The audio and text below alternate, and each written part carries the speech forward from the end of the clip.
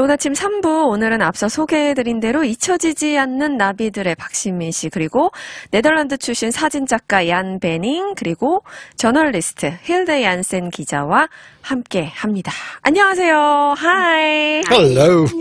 안녕하세요. 잘 지내셨나요? 네. 네.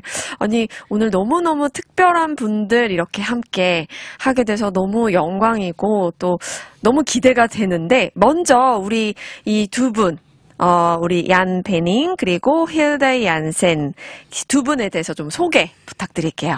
Would you like to introduce yourself? And Sure. please feel free to say. Yeah.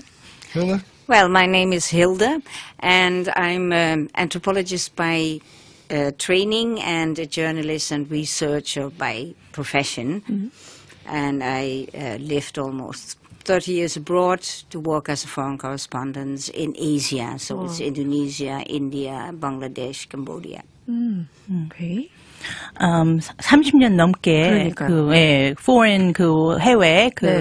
미디어 코레스폰던트로 근무를 하셨고, 보통 동남아시아에서 네네. 근무를 캄보디아, 벵글라데시 좀 독특하죠. 그런 네. 쪽에서 일을 했습니다. 그러니까요. 네. 우리 사진 기자님도, 사진 작가님도. And my name is Jan Banning.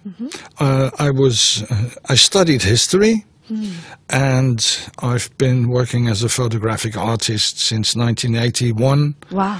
And I think it's probably relevant to say that both my parents were born and raised in the Dutch East Indies, present-day Indonesia, which is also relevant for the issue that we're going to discuss. Yes.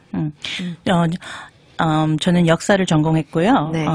1981년서부터 사진 작가로 활동을 네. 했고요.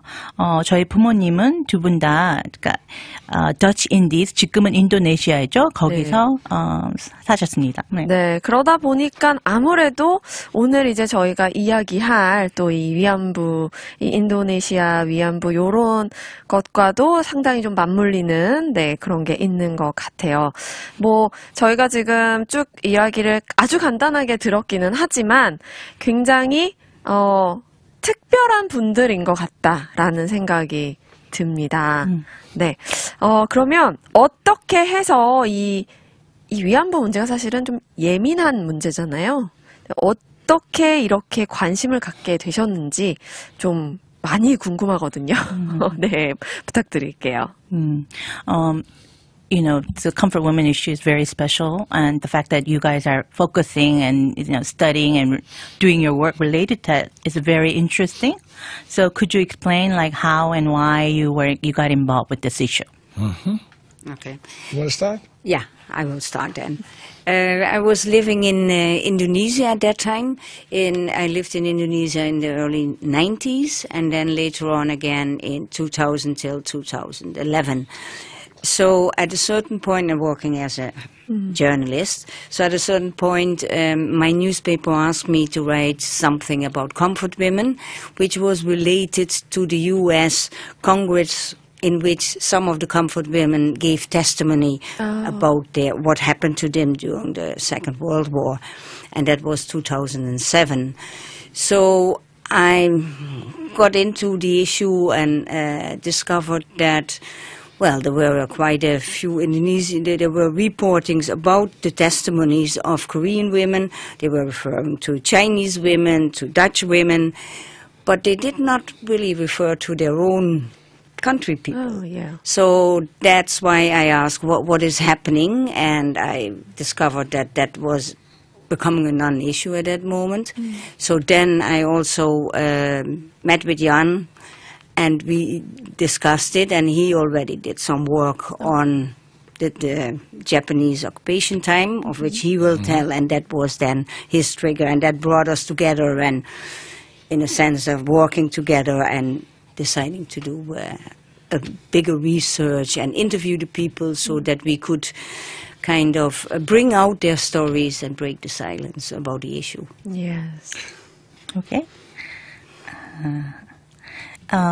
저는 1990년대하고 2000년도하고 2011년도 사이에는 인도네시아에서 네. 해외 네. 그 저널리스트 코레스폰던트로 근무를 하고 있었는데 그때 그 근무하는 신문사에서 그 위안부 네. 2차 대전에 있었던 위안부에 대해서 글을 좀 써달라고 그래서 그때 2007년도 미국에서 의회 청문회에 있었을 때 네네. 한국 위안부님이 테스티파이를 하고 맞아요. 그랬죠. 네. 근데 그거를 해서 그거 원래 기사를 써야 되는데 지금 계셨던 인도네시아에 그 위안부 할머님도 계셨는데 그거에 네. 대해서 그렇게 해서 관심이 가졌고요. 맞아요. 사실 상대적으로 한국, 중국 뭐 이런 이슈들은 좀 많이 나왔었지만 인도네시아는 또 상당히 좀 안 다뤄졌던 부분도 있으니까요. 그렇죠. 네. 근데 사실 동남아시아에 일본군이 있었던 곳에는 모든 네. 곳에 위안소가 있었었죠. 네. 그래서 인도네시아 위안부는 어떤가 그래서 궁금해서 그거에 대해서 조금 더 관심을 있고 찾고 그다음에 친구인데 이 얀분은 원래 일본 강점 일제시대 때. 네네네. 일제 강정 강점기 때. 그거에 원래 일을 하셨고 네. 관심이 있어서 같이 연결을 해서 조금 더 깊게 연구를 하자 해서 그리고 이 인도네시아 그 위안부에 대해서는 별로 설명이 없었는데 네. 그거를 좀 알리자 하는 마음에서 시작했다고 했습니다. 그러게요. 이게 뭐 회사에서 어쨌든 신문사에서 제안을 해서 쓰기 시작을 했지만 그거에 대해서 마음을 이렇게 갖고 또 같이 이렇게 해 나가는 게 쉽지가 않은데 참 감사하기도 하고 굉장히 귀한 일을 하신다라는 생각도 듭니다.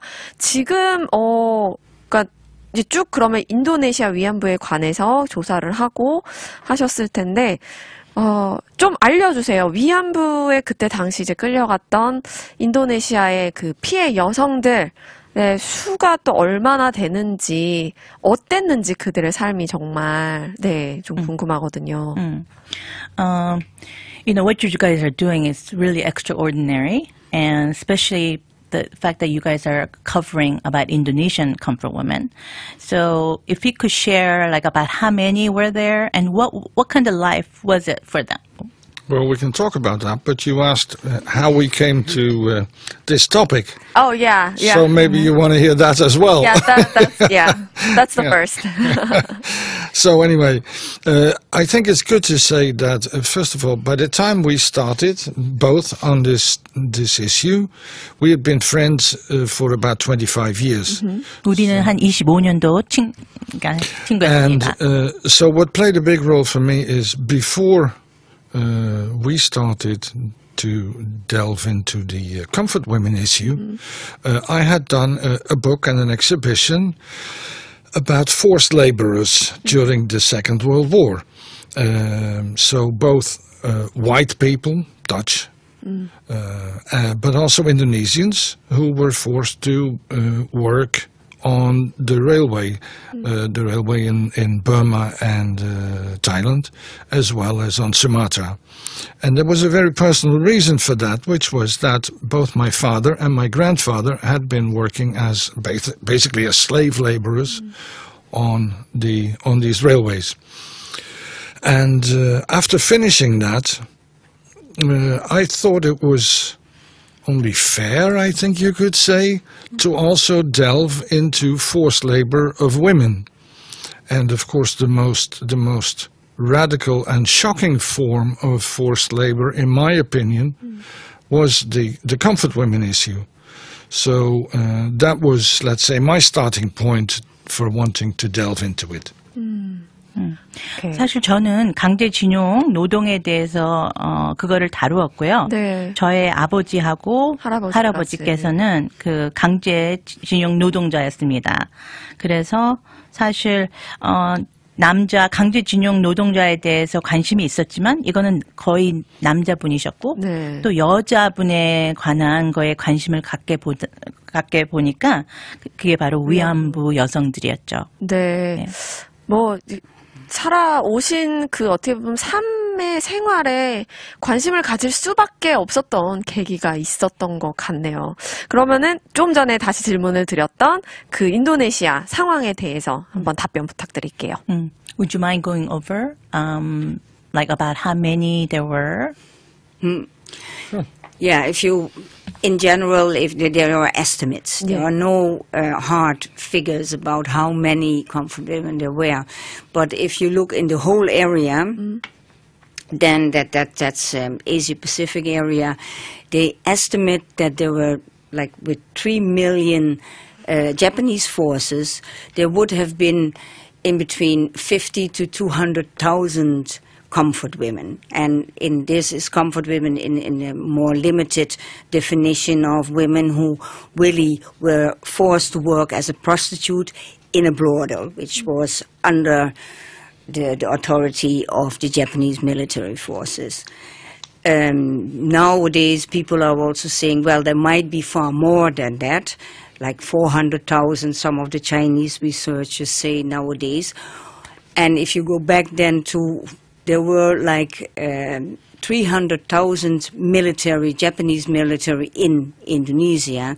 So based on that number, they estimate there were around 20,000 comfort women in Indonesia itself, just from Indonesian descent, from Dutch descent, and Eurasian descent. 그렇군요. 정확하게 우리는 정확한 넘버는 모르고요. 네. 추측만 할 수 있는데 네. 한 3 million, 네. 그러니까 30 그러니까 3 million, 예, 3 million, 100만, 그러니까 3 million 그 일본 네. 그 군인이 있었고요. 네, 그 숫자를 베이스로 해서 에스티메이트를 한 거죠. 그거로 하면은 한 5만에서 20만으로 추측을 하는데, 하지만 중국 학자들은 40만이라고 지금 추측을 하고 있어요. 네. 그리고 사실 위안소에서 일하는 여성들만을 생각을 하는데 네. 지금 인도네시아에서 보면은 인도네시아에는 한 30만의 그 일본 군이 있었다고 그러는데 네. 그거를 비교하면은 한 인도네시아에서는 2만 명의 그 위안소에서 근무했던 네. 그 위안부들을 추측할 수 있고 네. 여기에서는 인도네시아계 사람도 있지만 네덜란드, 더치 여성들도 포함이 되죠. 참 그렇군요. 뭐 2만이든 3만이든 5만이든 단 뭐 1,000명, 2,000명이든 있어서는 안 되는 그런 숫자인데 그러면은 그렇게 이제 인도네시아의 피해 여성들이 그때 당시 또 너무너무 힘들었을 텐데 지금 그들이 적절한 보상을 받았는지 현재 그 피해자들이 어떻게 좀 생활을 하고 있는지 궁금하거든요. So the current situation of these women in like Indonesian comfort women, were they ever like receive some kind of compensation? I mean, what was it like for them? You chuckled. Well, I think you should explain that, Illa. well, no, nothing. No, They got some handouts from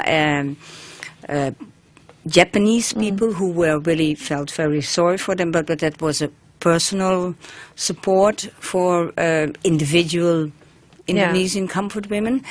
But the issue was that for a long time the Indonesian government didn't want to talk about it.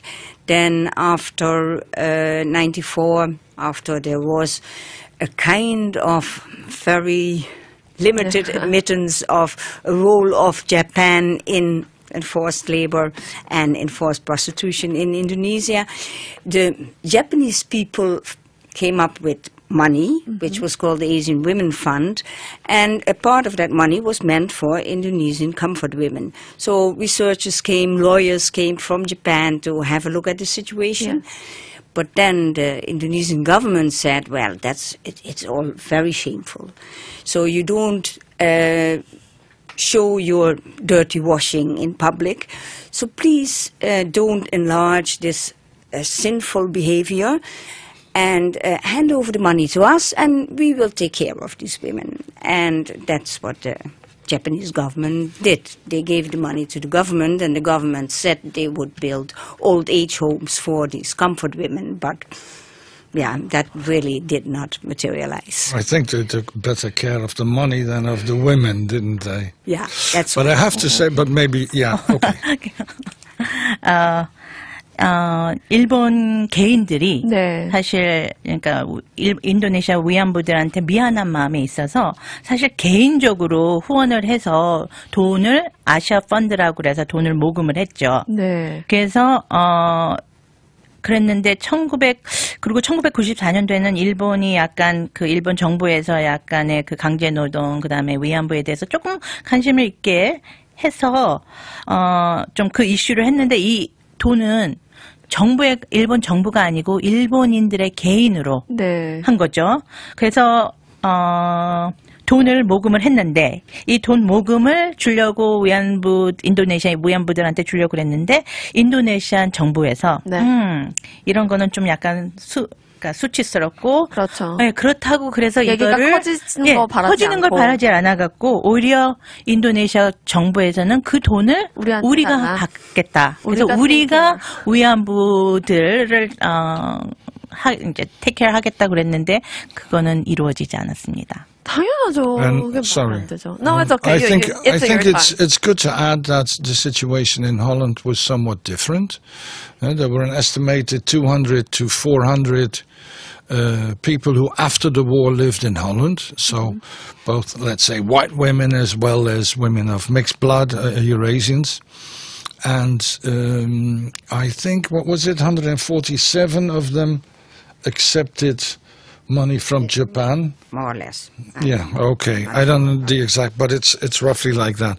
So part of the women who were living in Holland accepted this money, which, as Hilda already explained, came not from the Japanese government, but from private individuals and from companies. Some of the Dutch women refused this money because they said, look, the injustice was perpetrated by the Japanese officials, by the military, so basically by the government. So we do not accept this private money. We want the government to apologize, and if there's any money, it should come from the government. That's, yeah. 그 네덜란드 위안부들, 그 더치 위안부라고 그러죠. 더치 네. 위안부들은 한 200명에서 400명이라고 추측을 하고 있는데 네. 그 한 147명들이 일본에서 네. 그 돈을 주는 거를 어떤 사람은 받고 어떤 사람들은 이거는 일본 정부에서 저지른 만행이기 때문에 맞아요. 일본 정부가 사과를 해야지 이거는 개인이 일본 개인들이 주는 돈은 받지 않겠다고 네. 그래서 그런 사례가 있었습니다. 예. 그게 맞죠. 그리고 돈이 문제가 아니잖아요. 그렇죠. 이 문제에 대해서는. 참 안타깝기도 합니다. 저희가 광고 잠시 듣고 와서 다시 한번 이야기를 계속해서 나눠볼게요. 네. 좋은 아침 4부 계속해서 이어갑니다. 오늘은 잊혀지지 않는 나비들 박신민 씨 그리고 네덜란드 출신 사진작가 얀 베닝, 저널리스트 힐드 얀슨 기자와 함께 하고 있습니다. 오늘 좀 어둡고 특별하지만 우리가 꼭 알아야 하는 중요한 이야기에 대해서 하고 있는데요. 인도네시아 위안부 이야기를 하고 있습니다. 이 두 분께 여쭤보고 싶은 게 있는데 지금 사실은 해야 될 이야기도 너무 많고 하고 싶은 이야기도 너무 많지만 중요하게 몇 가지만 네. 이 위안부 문제, 인도네시아 위안부 문제에 대해서 이제 서치를 하시고 하시면서 가장 인상 깊었던 어떤 에피소드 좀 알리고 싶다 하는 에피소드들이 있으면 말씀해 주세요. I know there are so many things to talk about, but if you could share like an incident or episode that really stayed with you while you were doing this research, would you like to share and comment? Both. Yeah. Yeah. Yeah. I'll fill up. Well, one incident that has stuck to both of us, I think, is that when we were on quite a remote island of Samlaki, we met a woman whom we call Rosa, who had been a comfort woman and was very hesitant to talk about it. And what really struck us was that her husband was incredibly supportive she was hesitant to talk about it, like this taboo which had built up over all these years weighed very heavily on her. Yes. But then the husband was so supportive and so loving because I think he thought it would be good for her. So that's something that really struck me. And maybe you want to say something more about her background, Hilda? Oh, can we break? Let me Sure. translate. So 그러니까 굉장히 여성분, 네. 인상 깊었던 한 그 상황은요. 그리고 그 아주 조그만 무슨 외딴 섬 같은 데 있었던 네. 살고 계셨던 로사라는 분. 네. 그분은 사실 위안부 경험에 대해서 말을 하고 싶어 하지 않았고 그랬는데 그분의 남편분께서 네. 공유하라고 그러면서 그분이 굉장히 너무너무 좀 사랑스러운 그 부인을 아끼고 사랑하는 마음 네. 그리고 공유하라는 게 이 로사 분한테 조금 왠지 도움이 될 거라는 생각에서 위에서 그 얘기하는 그 모습이 아직도 제일 생소하고 기억이 남습니다. 그럴 것 같습니다. 이게 말하기 쉽지 않은 문제인데 또 가장 사랑하는 사람이 옆에서 그렇게 마음으로 서포트를 해주는 것 자체가 너무 감동적이기도 하고 또 많이 도움이 됐을 것 같기도 해요. 그리고 그분은 행운이었죠. 그렇게 그렇죠. 사랑을 많이 받는 남편분을 만났다는 게. 그러니까요. 네, 우리 기자님은요? So I think the case of Rosa, who was a very young woman, and she was sent by the village head to the main city to work in a brothel, and the village head was again then forced by the military, the Japanese military, to find some of the women from his village to send over to become enforced prostitutes. And this showcases, this goes for everybody, but what we can see from what I was shocked about and what I can demonstrate with another woman, this was Paini. And when I was interviewing her, she was also what struck me with her and with many others, with Rosa. They were very young. Paini was 13 years old when she was forced to work for the Japanese, and she had to go to the villages to collect food, and in the evening she was called to the barracks, and then she had to deliver sexual services in between brackets. And when I was talking to her, she was so ashamed and so traumatized to talk about it that what I felt then was like, what am I doing to these women, asking them to remember, to recall certain incidents which had such a deep impact on them emotionally and which they carried with them, because that was almost 65 years afterwards that I talked to them, and they still, they could hardly express what happened to them, and they could hardly pronounce and say this was rape, or because they except for a lot of shame, because everybody was pointing at them and saying, you are a Japanese hand-me-down. And they also felt guilt that this happened to them, whereas we said, well, it's not you. You could not in any way resist what happened or prevent what happened. But they still felt like for such it's such an intimate, delicate thing, sexual violence, that it's very difficult to express. And I think that's also what, we found them we were very impressed by them. They were so brave to really talk about it. And all respect for them. 마음이 아프네요. 네. 사실 굉장히 충격적이었던 거는 이 여성들이 아니면 소녀들이 너무나 어렸다는 13살이라고 그러잖아요. 한 13살. 네. 그리고 사실 이 소녀들이 그 동네의 그 리더가 인도네시아 동네 리더가 사실 일본군의 리더로 해서 이 소녀들, 위안부들을 찾으라고 그래서 사실 동네에 가면서 그 젊은 아이들을 그렇게 꼬여간 찾은 거죠. 그렇죠. 꼬여간 거죠. 네. 그리고 사실 인이라는 그 분은 13살 때 네. 13살 때 낮에는 동네에 다니면서 일을 네. 했고, 네, 그 다음에 저녁에는 일본군이 있는 곳에 가서 사실 성 피해자로 안타깝게도 피해자가 됐었죠. 네. 그리고 정말 충격적인 거는 사실 또 어려웠던 거는 이분들이 한 65년이 지나서야 이 얘기를 하는데 이 질문을 할 때 이 아픔을 다시 끄집어서 거죠. 또 피해를 보게 하는 거에 대해서 조금 미안했고 네.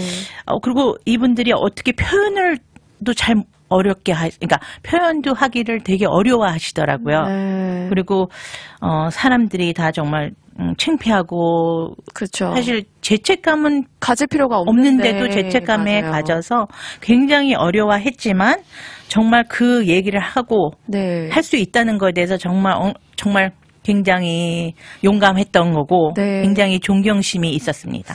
그러게요. 이게 쉬운 말을 꺼내는 것 자체가 쉬운 일이 아닌데 그래도 이렇게 나눠주고 자신의 이야기를 해주시는 분들 때문에 또 지금 이렇게 또 우리가 행동을 할 수 있는 거잖아요. 참 마음이 아프면서도 감사하면서도 여러 가지 생각이 많이 드는데요. 관련해서 이제 내일, 네, 27일이죠. 내일 SMU 대학교에서 이제 인도네시아 위안부 관련 심포지엄을 또 갖는다고 들었습니다. 이게 어떤 행사인지 설명을 해주세요. 네, 아주 의미 있는 행사입니다. 네. 우리가 지금 말했던 것처럼 너무나 아파서 얘기하기 어려운 거지만 네. 어려워서 얘기를 안 하면 더 잊혀지죠. 네. 그래서 사실 2016년도에 이옥선 할머님이 여기 달라스에 방문하셨었죠. 네. 그 똑같은 장소에서 4월 22일 날인데 그 똑같은 날은 아니지만 네. 이옥선 할머님의 뜻을 이어가면서 네. 지금 계속 네. 위안부 사실을 알리는데요. 내일은 사실 하루 종일 있습니다. 그리고 무료고 아무 때나 오셔서 참여하시면 되고요. 네. 10시에 문은 열리지만 11시에 프로그램이 귀향 끝나지 않은 이야기. 네. 귀향은 오리지널이고 귀향 끝나지 않은 이야기를 상영할 거고요. 네. 그 다음에 11시에서 12시 반, 그 다음에 12시 반에서 1시 사이에는 무료 점심이 있을 겁니다. 네. 그 다음에 1시에서 2시 반 사이에는 주전장. 사실 귀향 끝나지 않은 이야기는 위안부에 대해서 모르는 분들이 많기 때문에 위안부 분들이 어떤 고통을 겪었다는 당했는지. 그런 거를 네. 배울 수 있는 영화고요. 주전장은 일본계 미국인 그 감독님이 일본 정부, 한국 정부, 일본 활동가, 한국 활동가, 역사 학자들을 인터뷰해서 네. 이슈를 다루는 거예요. 그래서 오셔서 이슈가 어떻게 된다는 걸 배울 수 있는 계기가 되고요. 네. 그래서 2시 반에서 3시에는 리셉션이 있고 간식이 있고 그다음에 3시에서 6시 사이에 지금 메인 프로그램이 네. 얀하고 힐다하고 있는데요.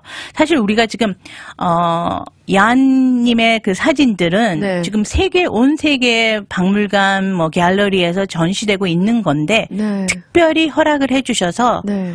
18개 위안부 그러니까 인도네시아 위안부 사진전이 있을 거고요. 네. 그 다음에 인도네시아 방문을 하셨을 때 다큐, 우리가 아름다워서라는 다큐를 3시서부터 이제 메인 프로그램 사이에 그 상영을 할 거고요. 네. 그 다음에 힐다가 인도네시아 위안부들, 그 다음에 더치 위안부들, 미국 간호사들도 피해를 당했다고.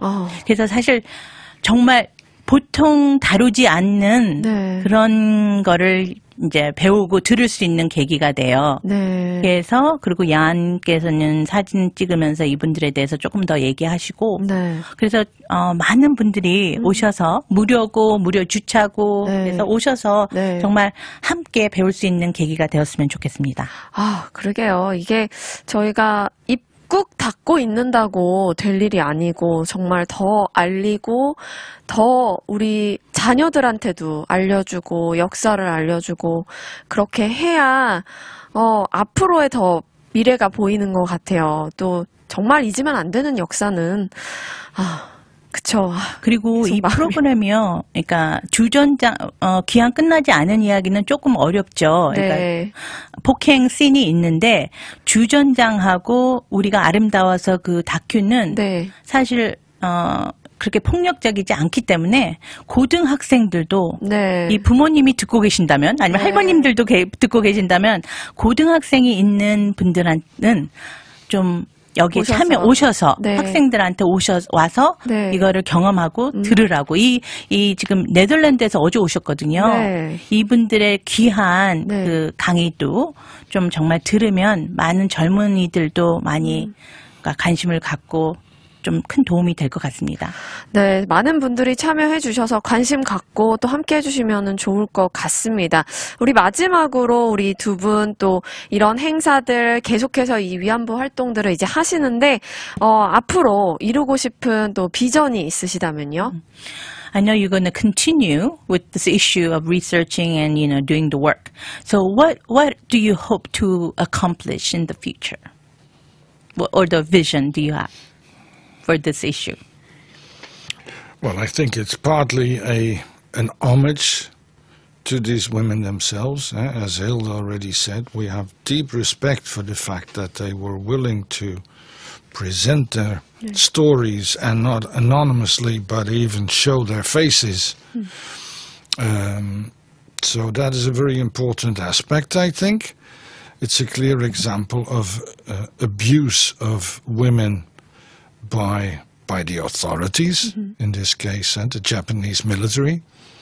But of course, there's also a link to the present, sometimes supported by governments, sometimes not supported by governments, but sexual violence seems to be rather popular in conflict situations, and to some extent also outside of conflict situations. 이거는 약간의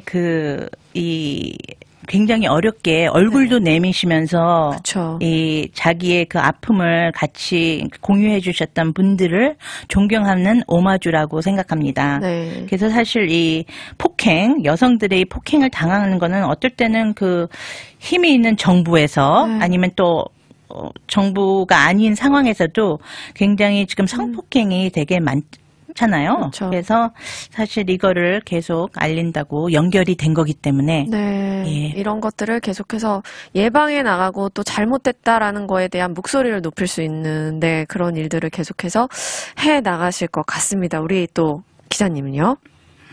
And you, Hilda? Yeah, I think one of the important things which needs to be stressed throughout is to break this circle of silence, this conspiracy of silence regarding sexual violence against women in conflict areas, regarding starting with the comfort women, but going on nowadays in other conflict areas where sexual violence against women is used as a weapon of war. And the perpetrators, they normally get away with it because the women feel so ashamed that they don't talk about it. So I think we have to go on by talking about it and telling others about it, that they don't judge, for one, people who have become victims of sexual violence, but listen to their stories and encourage them to talk about it, to hopefully reduce the trauma and at least reduce the stigmatization or prevent stigmatization of these women. So talk about it, make it visible, make it so that we can act on it. It's very difficult, but everybody of us can contribute to that.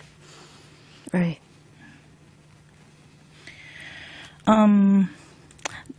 제가 emphasize 하고 싶은 거는, 스트레스 하고 싶은 거는 네. 이게 되게 아픔이기 때문에 맞아요. 성폭행 그러기 때문에 이게 그러니까 말을 안 하고 있죠. 지금 얘기를 안 하고 있죠. 네, 쉽지 않죠. 네, 그래서 그거를 사실 거기서 벗어나는 게 그럼 우리가 할 수 있는 거고요. 네. 그다음에 지금 항상 여기 그 전쟁 있는 그런 곳에서는 항상 여성들이 피해를 받고 맞아요. 이 성폭행을 약간 그 무기로 지금 사용하고 있는데요. 네. 이거는 이렇게 되면 안 되는 거고요. 그렇죠. 그리고 사실 그러니까 가해자는 오히려 그러니까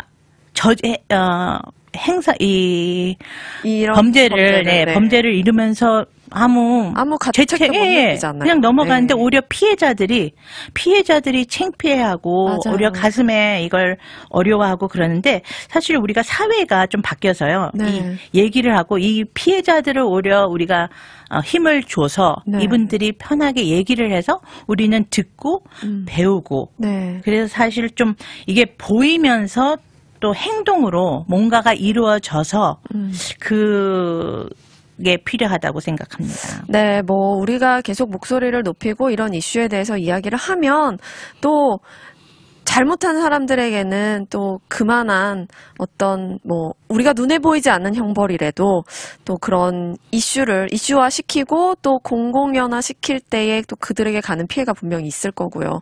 또 피해를 보신 분들은 또 그 안에서 위로와 또 우리가 격려가 필요하고 함께 보듬어 안는 또 그런 노력도 필요한 것 같습니다. 근데 안타깝게 아직은 피해자들이 손가락질을 받는 네. 그 상황이 더 있기 때문에 네. 피해자들이 좀 되게 어려움을 많이 가지고 계신데 네. 우리가 그런 상황을 바꿔야 된다고 생각해요. 맞아요. 우리의 인식도 많이 바뀌어야 되고 앞으로 더 갈 길이 멀지만 또 이렇게 나서서 주시는 분들이 있기 때문에 좀 희망이 있는 것 같습니다.